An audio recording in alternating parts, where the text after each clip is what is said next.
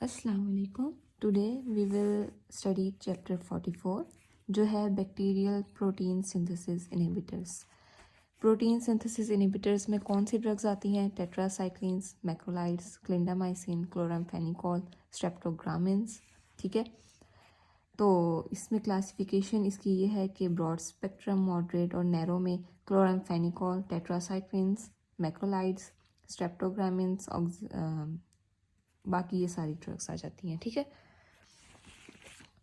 अच्छा, inhibitors of microbial protein synthesis, इसमें थोड़ा बहुत इंट्रोडक्शन लिखा हुआ है जो हम यहाँ से पढ़ेंगे और इस वीडियो में हम टेट्रासाइक्लिन्स को डिस्कस करेंगे। ठीक है, इंट्रोडक्शन में ये है कि टेट्रासाइक्लिन्स जो हैं इनहिबिट करते हैं प्रोटीन सिंथेसिस ऑफ बैक्टीरिया। मतलब इनहिबिट करते हैं प्रोटीन सिंथेसिस को, तो मतलब बैक्टीरियोस्टैटिक है, किल नहीं करते। ठीक है, अगर किल करते होते तो वो बैक्टीरियसीडल होते। ठीक है, एक्ट करते हैं 70S राइबोसोम्स पर, 80S पर एक्ट नहीं करते। 70S जो है बैक्टीरियल सेल वॉल का होता है, 80S जो है मेमेलियन सेल वॉल का होता है राइबोसोम। ठीक है, तो इसीलिए ये सिलेक्टिव टॉक्सिक हैं बैक्टीरियल सेल वॉल पे, मतलब सिर्फ उसी पे ही एक्ट करते हैं। ठीक है, so are selective toxic to only bacterial cell wall. Inhibitors कौन से हैं? ओल्ड डिस्कवर में क्लोरामफेनिकोल, टेट्रासाइक्लिन्स, अमाइनोग्लाइकोसाइड्स, ये दो आ गए। ठीक है, उसके बाद मैक्रोलाइड ड्रग्स कौन सी हैं? यहाँ पे क्लासिफिकेशन में मैक्रोलाइड्स पढ़े हैं मॉडरेट स्पेक्ट्रम में। तो मैक्रोलाइड ड्रग्स हैं एरिथ्रोमाइसिन, एजिथ्रोमाइसिन, क्लेरिथ्रोमाइसिन। ठीक है, एरिथ्रोमाइसिन जो है ये ओल्ड है, ये हम बाद में पढ़ेंगे।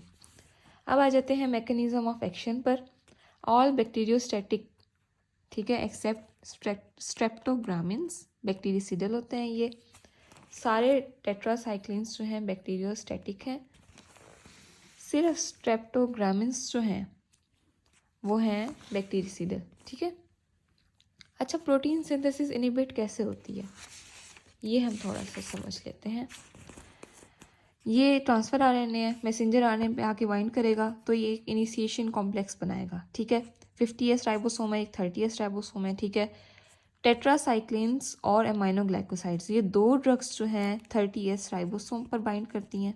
ठीक है, बाकी जो हैं कौन सी हो जाती हैं? क्लोरामफेनिकोल हो गई, ठीक है, मैक्रोलाइड्स हो गए, ये जो है 50S राइबोसोम पर बाइंड कर जाते हैं। ठीक है, टेट्रासाइक्लिन्स क्या करती हैं? सिर्फ टेट्रासाइक्लिन्स नहीं, प्रोटीन सिंथेसिस इनहिबिटर्स की जो भी ड्रग्स हैं वो इनिशिएशन कॉम्प्लेक्स को बनने नहीं देती, उसको इनहिबिट कर देती हैं। ठीक है, अच्छा, इसमें एक एक्सेप्शन है कि स्ट्रेप्टोग्रामिन्स जो है वो इनिशिएशन कॉम्प्लेक्स को इनहिबिट नहीं करता। ठीक है, बल्कि वो इनहिबिट करता है एग्जिट चैनल को। ठीक है, इसके अलावा ट्रांसफ़र आरएनए सिंथेटेज एंजाइम, जिसकी वजह से ये ट्रांसफ़र आरएनए बनता है, उसको इनहिबिट कर देता है। ठीक है, तो अब हम नोट्स में पढ़ेंगे कि मैकेनिज्म ऑफ एक्शन क्या है।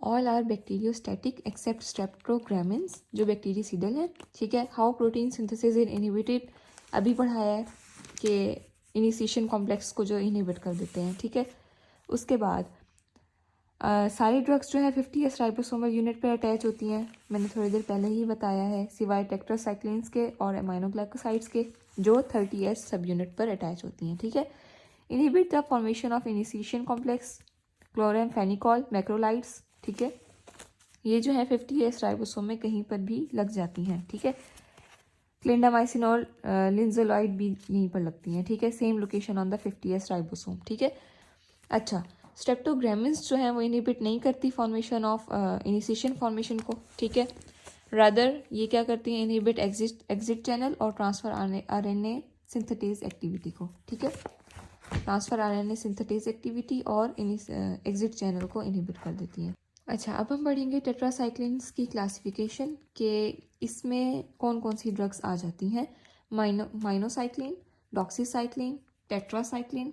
अच्छा, टेट्रासाइक्लिन्स ग्रुप ऑफ ड्रग्स है, खाली जहाँ टेट्रासाइक्लिन लिखा आएगा वो एक सिंगल ड्रग की बात हो रही है जो टेट्रासाइक्लिन की क्लासिफिकेशन में आती है। ठीक है, डेमेक्लोसाइक्लिन, टाइगीसाइक्लिन। टाइगीसाइक्लिन एक टाइगर से याद कर लें जिसकी हाफ लाइफ सबसे ज़्यादा है, ऑल ऑफ द अबव। ठीक है, टेट्रासाइक्लिन, डॉक्सीसाइक्लिन, माइनोसाइक्लिन, अच्छा, ये जो ड्रग्स हैं ये बिग कैट्सन में लिखी हुई हैं, मिनी कैट्सन में नहीं है, ठीक है। फार्माकोकाइनेटिक्स हर ड्रग की होती है, वही आदमी हम पढ़ेंगे। Absorption, distribution, metabolism, elimination, oral absorption है, एक्सेप्ट टाइसाइक्लिन। क्यों? क्योंकि ये इनहिबिट होता है मल्टीवैलेंट कैटाइन के। ये जो है ना बहुत ज़्यादा इम्पॉर्टेंट बात है कि मल्टीवेरिएंट कैटाइन्स कौन से होते हैं। कैल्शियम हो गया, कैल्शियम कहाँ होता है? टीथ्स में होता है, और इसको ख़ास तौर पे दूध के साथ नहीं दिया जाता, ठीक है। टाइगीसाइक्लिन की एक्सेप्शन है कि ओरली एब्जॉर्ब नहीं होता। डिस्ट्रीब्यूशन है, वाइट टिश्यू डिस्ट्रीब्यूशन है। मेटाबॉलिज्म में हिपैटिक मेटाबॉलिज्म है, लिवर मेटाबोलाइज कर लेता है, ठीक है, एक्सेप्ट डॉक्सीसाइक्लिन और टाइगीसाइक्लिन, ठीक है। डॉक्सी और टाइगीसाइक्लिन हिपैटिक मेटाबॉलिज्म नहीं होती उसमें, ठीक है। एलिमिनेशन क्या है? यूराइनरी एलिमिनेशन है, एक्सेप्ट जो है डॉक्सीसाइक्लिन और टाइगीसाइक्लिन के, ये फीसिस के थ्रू एक्सक्रीट होते हैं, ठीक है। अच्छा, एंटी बैक्टीरियल एक्टिविटी मतलब कि टेट्रासाइक्लिन्स किसके लिए फर्स्ट लाइन ऑफ ड्रग्स हैं? ग्राम पॉजिटिव और नेगेटिव के लिए। और स्पीशीज कौन सी हैं? Chlamydia, rickettsia, mycoplasma, protozoa. क्रम मैंने निमोनिक बनाया था, इसी हिसाब से ही याद कर लें। क्लेमाइडिया, रिकेट्सिया, माइकोप्लाज्मा और प्रोटोजोआ के लिए ये इफेक्टिव होती हैं टेट्रासाइक्लिन।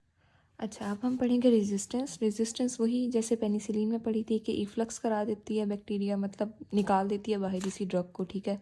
या राइबोसोमल प्रोटेक्शन की एक शील्ड जो है वो आ जाती है राइबोसोम्स पर, जो उस टेट्रासाइक्लिन को एक्ट नहीं करने देती, ठीक। या फिर ये एंजाइमेटिक इनएक्टिवेशन करा देता है। अच्छा, टाइगीसाइक्लिन के खिलाफ कोई भी बैक्टीरिया रेजिस्टेंस शो नहीं करता। कोई तो बैक्टीरिया होगा जो रेजिस्टेंस शो करता होगा, तो वो प्रोटियस और सूडोमोनास हैं जो टाइगीसाइक्लिन के खिलाफ रेजिस्टेंस शो करते हैं।